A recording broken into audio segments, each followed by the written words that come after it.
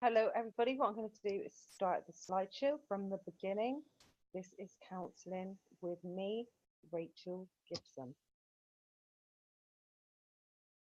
So, hello and welcome. So, you would have joined this workshop and been given relevant codes. To the left of the classroom is a quiz.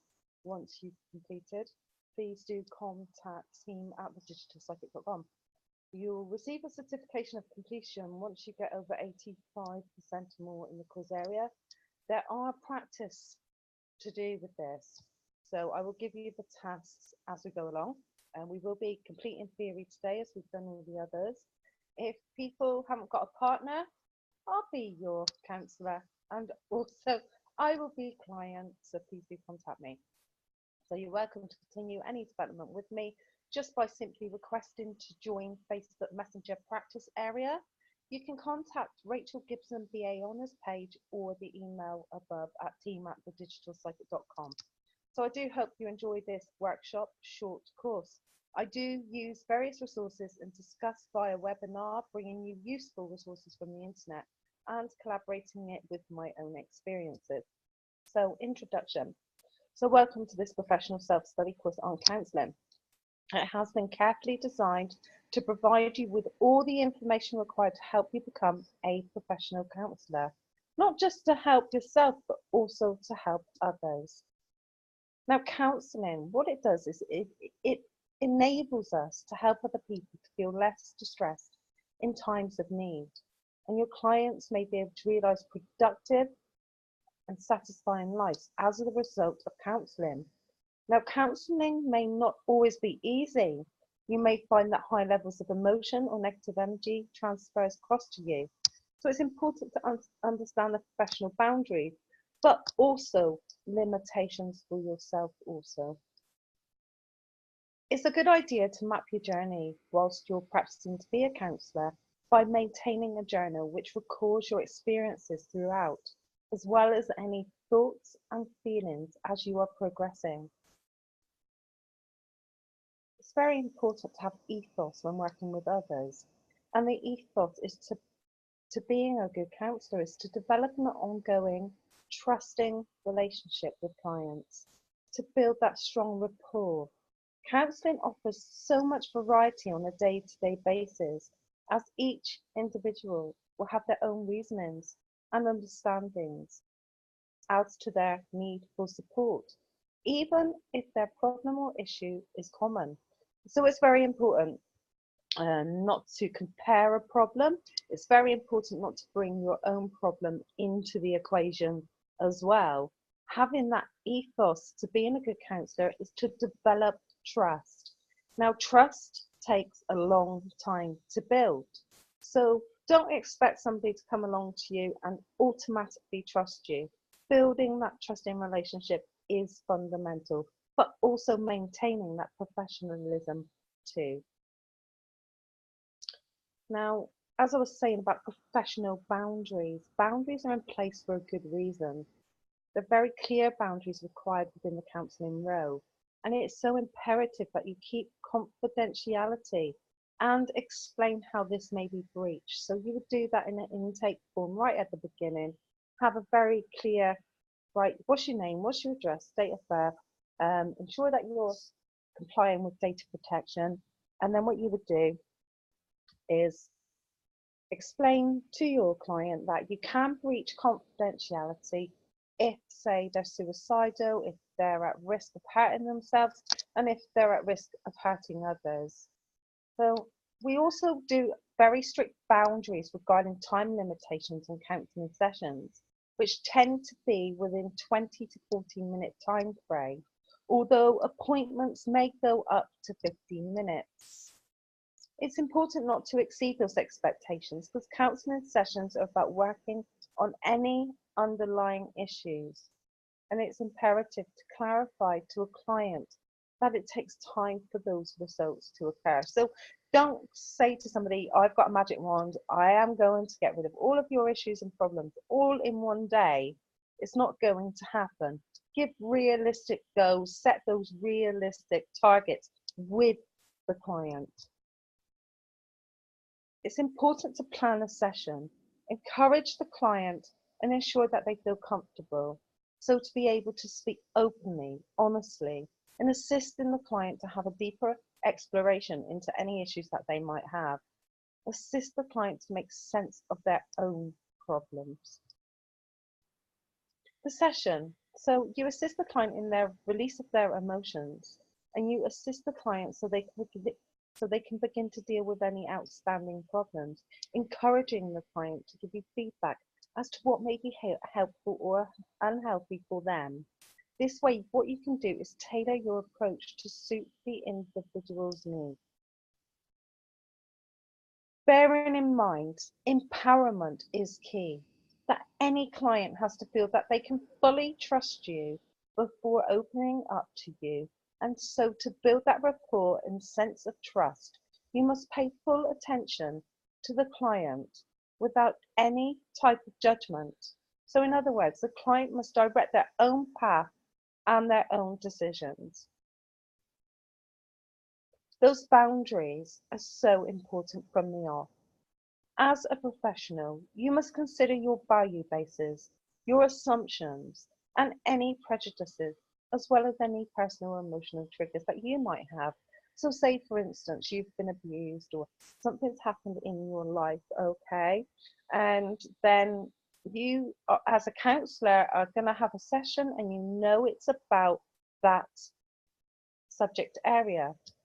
Or you might not, because you might just come across it as it's your first meeting. What I suggest to you is to get counselling for any issues that you have that are still underlying, that you still have those issues within you before you actually commence this journey. Slowly progress into the profession. And then what you will find is that you're not only just dealing with your own personal issues, but then you're able to help others too.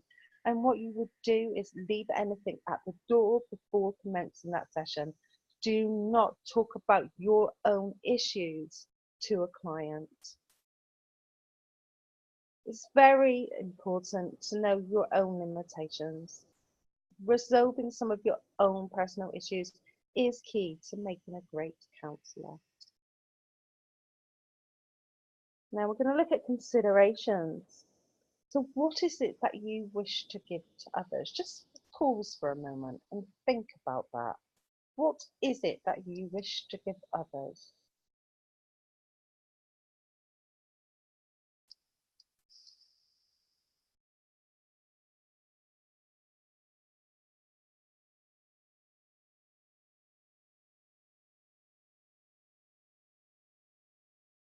And what do you want to achieve from being a counsellor? Just pause for a moment.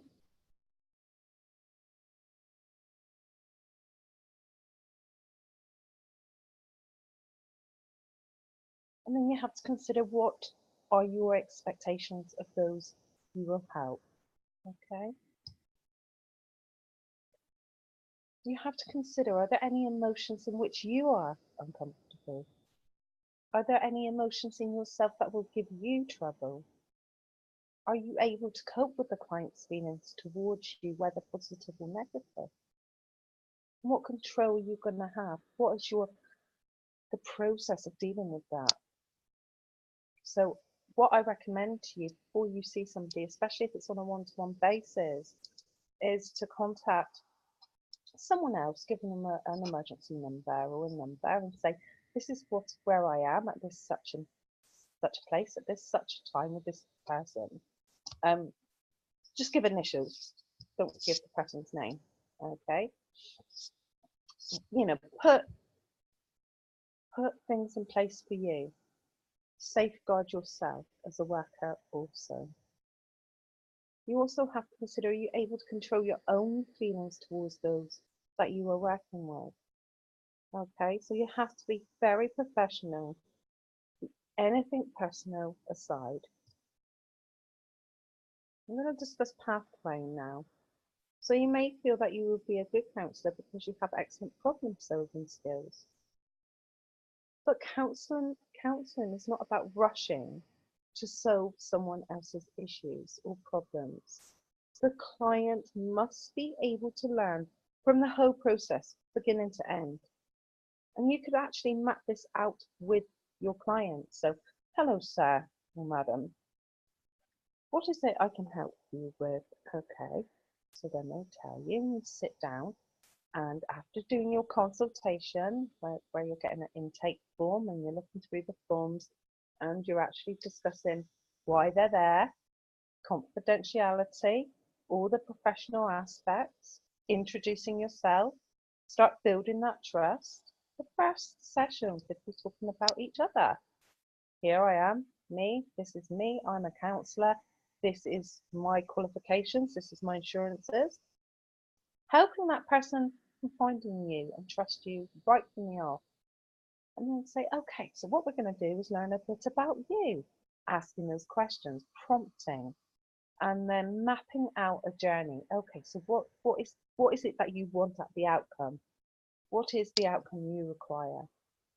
How are we going to get there? Not how am I going to help you get there? How are we going to get there? Because what that does is straight away it builds that relationship of trust without you saying, I'm the counsellor, I'm going to solve everything for you. You are what you're doing is empowering that person to make healthy choices for themselves. Now, I did request that people practice on friends and family in a sort of role play situation, listening intently. And what you start to notice is if you have a tendency to rush in, it's very important not to do that. And if you belong to Facebook chat area, people have been practicing already. And we will continue to do this so that it builds your self-esteem and your confidence. Building that rapport, building the relationships, because it is, although it is a natural process, it's a natural process to jump in and want to save somebody as well, because we naturally do that. We naturally think we've got the answers to someone else's problem, but essentially we don't. And once again, very important, looking at the personal versus the professional. If you fail to listen fully to the client, you may simply feel that your form of problems and their current issues are one and the same and easy to resolve. And what happens is this can lead you to try to influence the client so that they behave in the way that you feel they should. So when you first start counselling others, you may find it difficult to fully listen and might become distracted. Okay, don't worry about that because it's natural. But distraction only leads to you missing that vital information. So make sure you push the thoughts, concerns, or issues to one side. Leave it at the gate, leave it at the door, and you remain focused.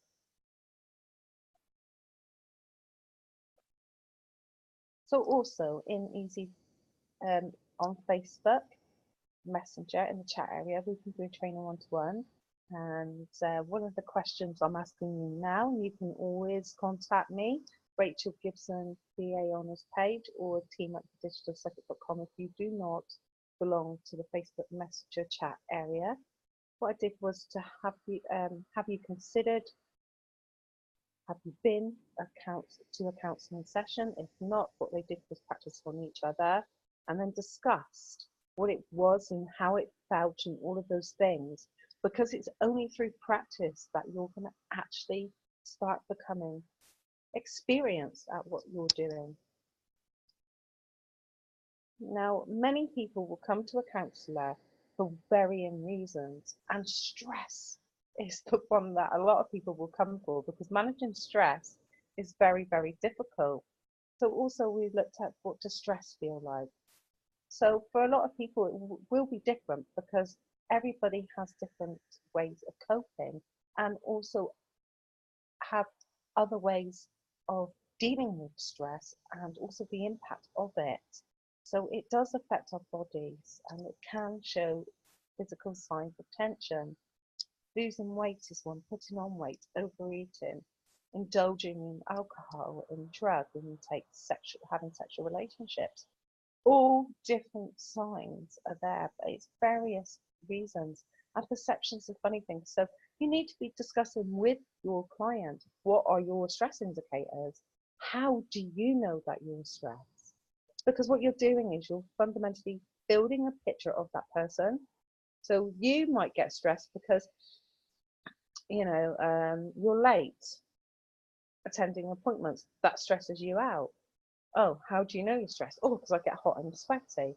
That might be a bit different for the client. They might go, okay, it doesn't really bother me if I'm late at a meeting or at work, and if I was, I don't really get stressed.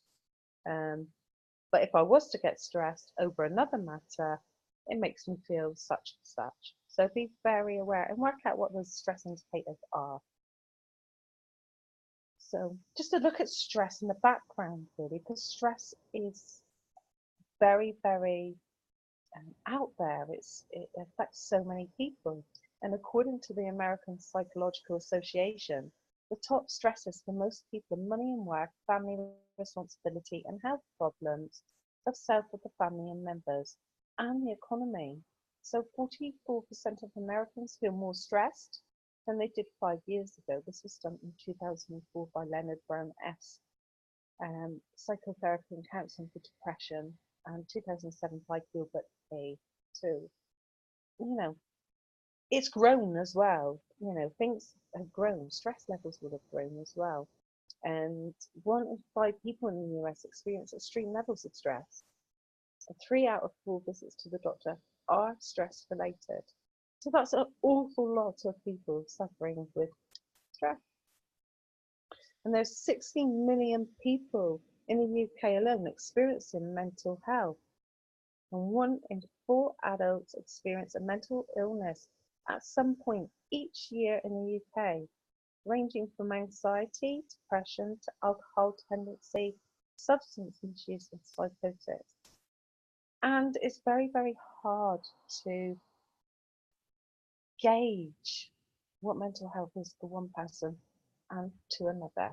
So what I got you to do was do a paperclip exercise, and the whole reason for this was to see what your mental health was like effectively, because there's triggers. So say if you've got a paperclip and you're asking somebody, use it with your client. Okay, you've got a paperclip here. What would you use that for? Now, there would be indicators. You would know if they're stressed because they start getting agitated with the paperclip, playing with it. But what they might be doing also, because you'd be looking for cues, body language, verbal communication, non-verbal communication, analysing, watching their behaviour and things like that, writing it down without being critical or judgmental, just trying to figure out how this person is interacting and why they're doing what they're doing. Now, they might say, oh, I would self-harm with that. I'd poke myself in the eye straight away. That's an indicator, isn't it? And therefore, you might have to refer them to a different profession. So you might go, okay, this is out of my remit. What I'm going to do is signpost this person to other agencies out there or those that are medically trained. Okay, because a counsellor, you're not a medical professional, you are a therapist. Once again, reinforcing the importance of those boundaries. The relationship between the counsellor and the client can be a very powerful one. Be careful. Empower. Empower is such a key word. Empowerment.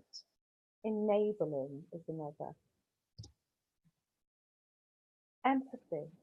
Now, empathy is an integral part of being able to help clients. What is empathy? Empathy is awareness of the feelings and the emotions of other people.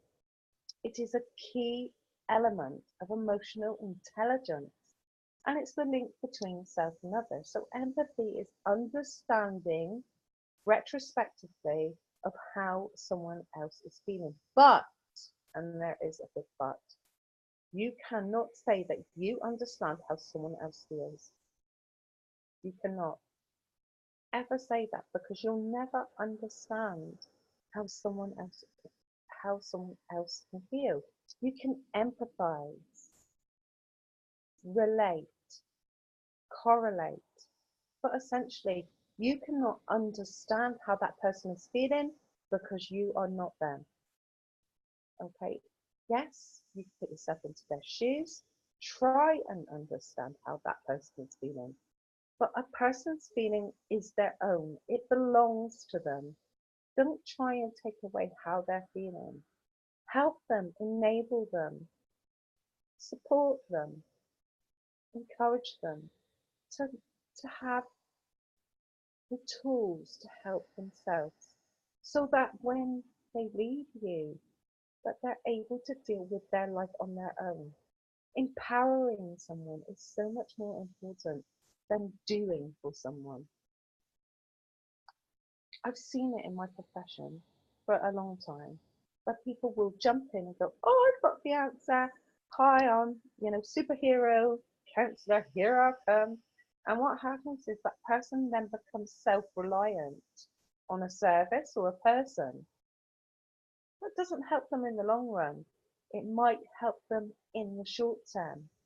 And there will be, and you will know if these are like targeted areas of support that you're providing, or if it's generic and stuff like that. So what's very, very, very important is to do that from the off.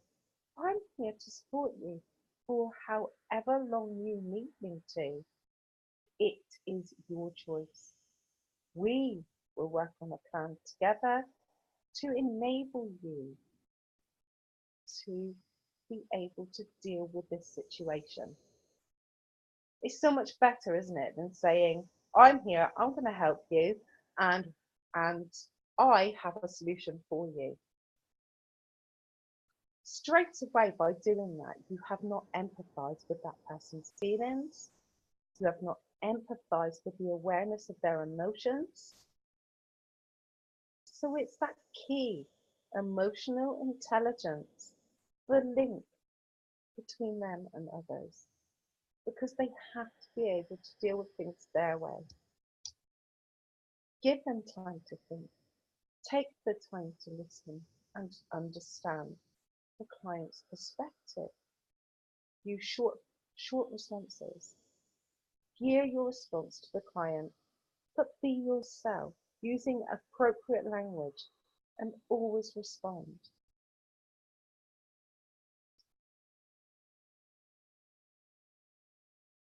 Never be fake.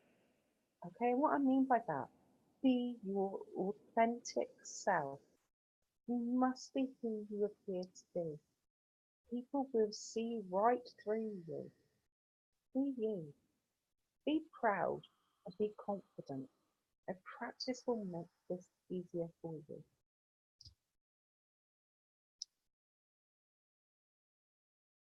Now look into cognitive empathy. Cognitive thinking, empathy is understanding, relating to, but you cannot understand exactly how someone feels, but you can relate. This allows us to appreciate someone else's feelings without feeling them or losing them in relationship with empathetic. Now, reflective practice and observation is so important in the counsellor's roles.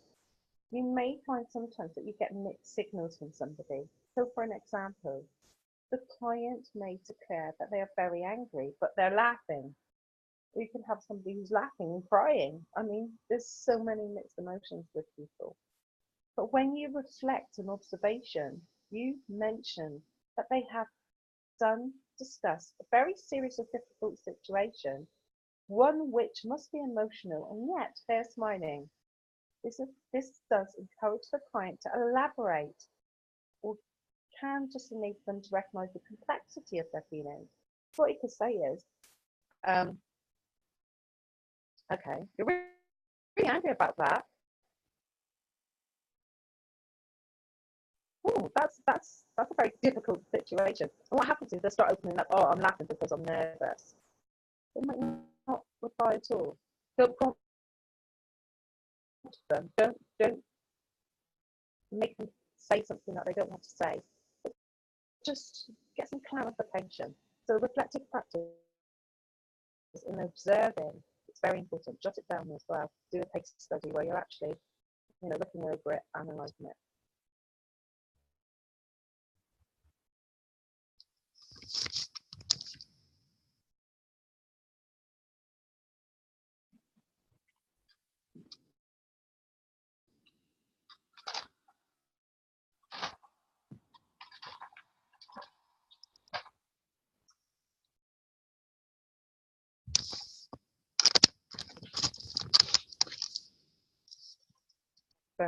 children. Role play. It's very important to practice role play. And like I said, people in the Facebook chat area can do this. You can partner up, or you can do it with me. Write down all language and do a video call and watch and observe all body language. You can get into pairs and do that. That gives you the practice in order to be going out there and doing it for real. Now we're going to look at communication. Communication and active listening is very, very important. Active listening intentionally focuses on who you are listening to, whether that being in a group or one-to-one, in order to understand what he or she is saying. So as the listener, you should then be able to repeat back in your own words what they have said to their satisfaction. This does not mean you agree with, but rather understand what it is they are saying. Now, bereavement. You're going to come across bereavement, and grief is such a difficult thing, and it's very unpredictable, and there is no set timing of anybody's grief. And what it is the period of mourning following the death of a beloved person or animal. And the English word bereavement comes from an ancient Germanic root word meaning to rob or to seize by violence. So that's just a brief introduction. As you're actually going about doing this and you're practicing, you'll get to do this more and more often, and you'll get more and more confident. You do need to plan your sessions. First of all, a client must complete a form before the session starts. And it's better to do this before they arrive. Nowadays, people use Skype and can use other various things like Zoom.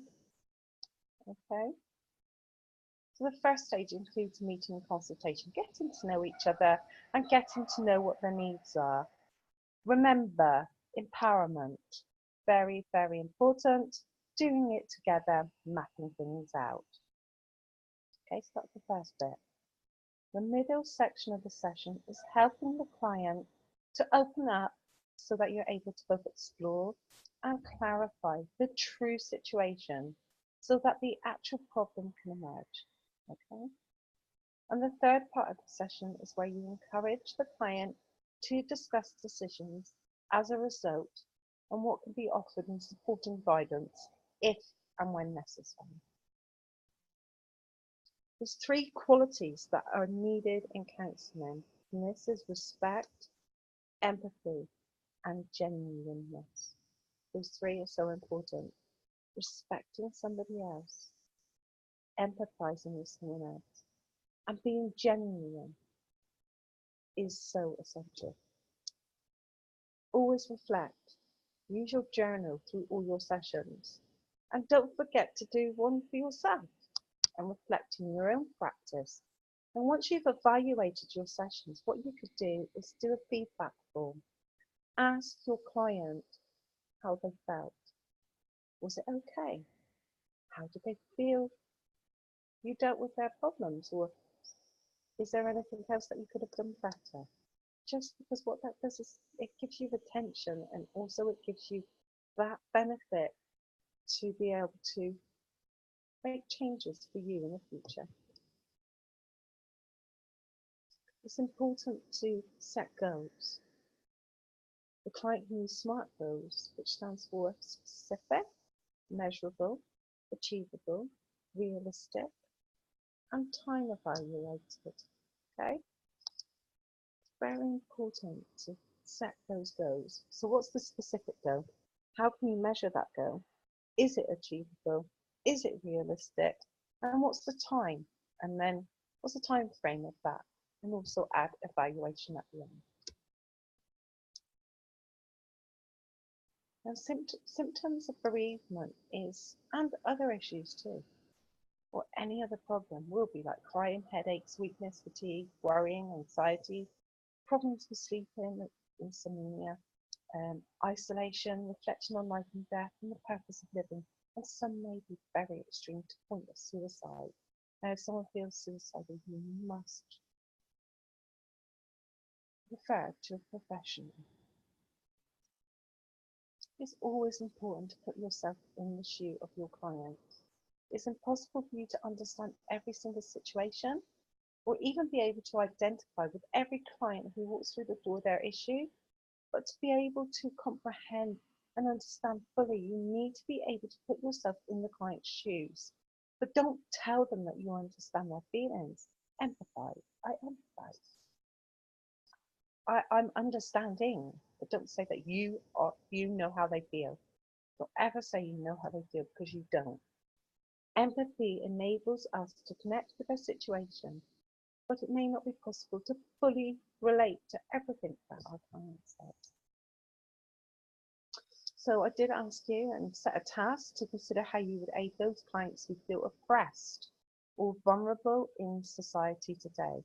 And as a task, if you haven't completed this, please do contact me once you have completed it and send it to me at team@thedigitalcycle.com. Thank you. Now, right at the end of any session, it's important to assess, evaluate. Is there a strong enough relationship for ongoing sessions to be productive? Okay, so you have to assess it and evaluate it. Is there a need to end it? Is there a need to signpost this? Could another professional help with this person? Does it need to be with a GP? Are you able to provide the right sort of help to the client? Is a very, very important question. And is the client motivated sufficiently to change? Because if somebody doesn't want to make change, you cannot make change either. People have to be able to be participating, and you as a facilitator can only facilitate if someone is willing for participation. It's that engagement. So if someone isn't willing to engage, you cannot make them. So it's not going to benefit them in the long run if they're not willing to put effort in. Create goals with them. The goal seems to be achievable, but the client is unable to determine how to reach it. They are firmly caught in an ongoing dilemma. The goal was created by someone other than the client, so there is no commitment. There are too many goals. They cannot decide. A potential goal may have negative consequences, and the client is unable to commit to the goal. The client lacks support and encouragement. So these would be almost like hurdles, okay? And sometimes we have to put jigsaw pieces in and try and piece things together and come together with a solution. There is always a solution. Even if it's referring somebody to somebody else, you have done your job. Don't be hard on yourself. Make sure that you have also realistic goals, because you're not going to change everybody that walks through the door. Always try and provide ongoing support. Leave a card. Here's my number. Ongoing encouragement and support is imperative. These are some of the things that you will need to be investigating and looking at whilst you're analysing, because we naturally analyse. You can't help that. Because we want to determine what the issue is and how we're going to resolve it together with the client.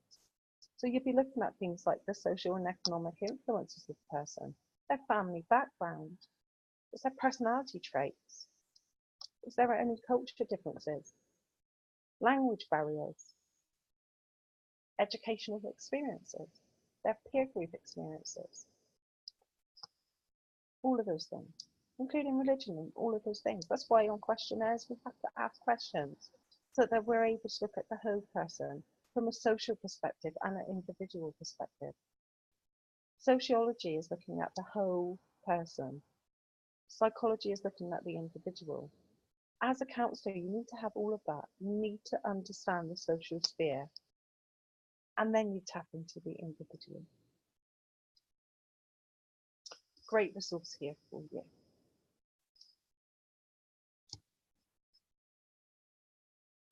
Now, what we use in counselling is models, okay? And the best I, best I model is this one. So each person is an individual with different experiences, helping them form who and where he or she is today. So you look at body, their emotions, sensations, thinking patterns, imagery, their behaviour, the environment, their spirit, the time you have, and their relationship. What you're doing is you're looking at the whole person rather than just concentrating on the psychological aspect or the environmental aspect. You have to look at the body, emotion, sensation, thinking, imagery, behavior, environment, spirit, time, and relationships. It's bringing the whole sphere into one rather than looking at things from different branches of thought.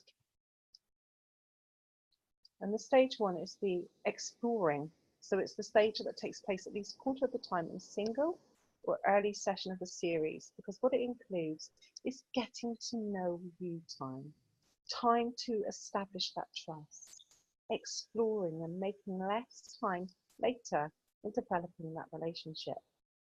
Stage two, understanding. This usually takes half of the time of the encounter. And then you have stage three, action. And that's around a quarter of the time is given over to deciding what action to take after the session. So you do it in stages. Stage one, getting to know. Two, trying to understand what the issue is. Three, what action can be taken? We do like, say 15 minutes per one is recommended. Or, 10 minutes, depending on who and what the issue is. So a counsellor should give the person speaking full attention. Repeat the conversation back to them in their own words. Reflect on the content of what is being said back to the speaker. Check their understanding of the message. Be as accurate in summarising the client's meaning as much as they can. Try again if their paraphrasing is not accurate or well received. A counsellor shouldn't talk about themselves, change topics, advise, diagnose, reassure, encourage, criticise, or discuss own issues. Any of that through any of the conversation. Clear language, use clear, decisive language. And pretend to have understood what the person is saying when you haven't got an idea. Go back, paraphrase it, go back, ask. Allow the client to drift to a less significant topic. We need to be staying focused on the actual issue because it's a short space of time. Fixing, changing, or improving what they've said, never do that. Always allow them to finish their sentences. Listen. Listening is key. And don't fill every space with talk. Just let space. Just let it be silent. Silence is golden sometimes. And don't ignore their feelings in any situation. We are each responsible for our own feelings. People react in various ways to the same offence. So our reactions are not always inevitable.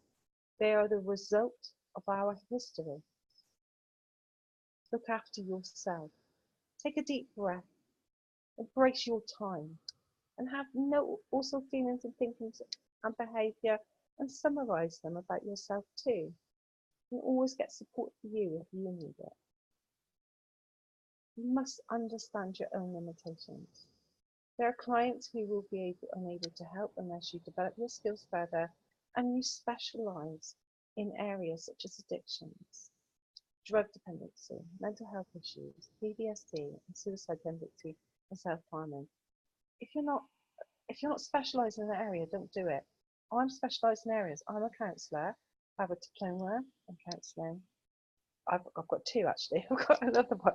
I've got a advanced diploma also in depression counselling, and I also do relationship counselling. And I'm also drug work. I'm a sexual health advisor as well, because I've done it for years, this type of work. And so what I do is I specialise in those areas only once I've done the first bit, general counselling. And then what you do is you go into a specific area that you might feel comfortable in working. And I am going to be doing a course on relationship counselling and depression counselling if anyone is interested, but they're separate areas. Do not think that you can talk about everything such as mental health issues, PTSD. I'm doing a course on depression, covering PTSD, covering bipolar and all different types of areas and subjects. Suicide tendencies, self-harming, I could do that because I am qualified in that. I have been a youth worker for many, many years, and I've been doing lots of certification and accreditation for myself for a long time because this is my area of expertise. Um, Addiction as well, done drug and alcohol, but I don't think I'll be covering that. If you do not understand the subject area, get the training for it. It's all about continual development. It's all about you working at what you want to do, but always ensure that you're continually developing. I do all the time. I never stop. Because you want what's best for your clients. If you are considering this as a profession, you have to consider how much time you can also put into it. But generically, it's up to you. It's how you play it. So these are your limitations, really. Those with drug dependency addictions, mental health issues, PTSD, suicide, self-harming, those taking prescribed medication for psychiatric treatments when setting up a counselling practice, always provide a positive service. It's important to be patient throughout, even if clients of those are very difficult of their situation. It's far more intense than originally assessed. Remember that the client is important, and your goal is always to help and support them in any professional capacity, as long as you are trained in that professional capacity. The final moments. While this course is theory-based, the emphasis on practicing the techniques and suggestion lies with you. Take time to use the techniques. Consider the importance of developing active listening skills. The client should be guided by you, supported, encouraged, but the client does most of the work. You simply prompt and question where necessary. If you're unsure of any feelings and you're not confident as to the information given, further research. I am available in Facebook chat area, and we can work at this. I mean, people have been doing, I do case scenarios and stuff like that in the chat areas. If you're not in there, don't feel obliged. Contact me at team@digitalcircuit.com. Here's a really good link as well for you. So this is called Counselling Skills. It's a really good link, and it discusses reflective and paraphrasing, summarising the questions before building, keeping that silence, that golden moment, attending and focusing. Ethics. Ethics are guidelines that are based on the basic principles of the Counsellor Practitioner Code of Ethics. Corey, 1996, briefly outlines these 5 principles in which therapeutic boundaries are based upon. The counsellor must accept responsibility for promoting what is good for the client, with the exception that the client will benefit from the counselling session. Doing no harm. The counsellor must avoid at all times any activities or situation with the client that causes conflict of interest. It's the counsellor's ethical responsibility to encourage client independent thinking and decision making, enabling, empowering, and to defer all those forms of client dependency, because we don't want them to be dependent on us. We want them to be able to resolve their issues and move forward and be empowered in their own lives. The counsellor's commitment to provide an equal, fair service to all the clients, regardless of their age, gender, race, their disability, their social economical status, and being honest with clients, fairly treating them, being faithfully honouring the counsellor's commitment to the client's progress. Regulations is here, and actually it does put all at the bottom of this link. If you look right at the bottom, it will give all the places in Europe and stuff like that. So there's all the regulations there also. And here's some recommended links, really, really good ones here also. And here we've got legal and ethic issues, counselling tutors, counselling docs. This one's really, really good. I've put it on my Facebook page, the grief box. That's really, really good as well. So lots of resources for you to look at. You can never do a course and then it'd be like, that's it. Okay, I've done lots of courses, but lots of certifications. Forever learning. You want what's best for somebody, you will go and do what's best for them and for yourself. Okay, I am available as I said, and I hope that you've enjoyed this workshop. Thank you for joining me. That is complete for now. I will be assessing people, not just in the quiz area, but also on the practical stuff as well. As I've said, there are tasks. I would like you to complete those tasks, and also I would like you to be able to feel confident and feel that you're able to go out there and be a great listener. And if you're interested in the workshops, it's relationship counselling I'm going to do, and I'm going to do depression counselling. I have a diploma in each subject area, as well as lots of experiences. Also, I could introduce sexual health into those. If anybody is interested, please contact me. Okay, but go out there, be the best, and I hope you enjoyed it. I am available for a year to support you so that you can always come back to me, so that you're confident. You might come across a situation, not know how to deal with it. I'm here for you. I'm your mentor. That's my job. Thank you.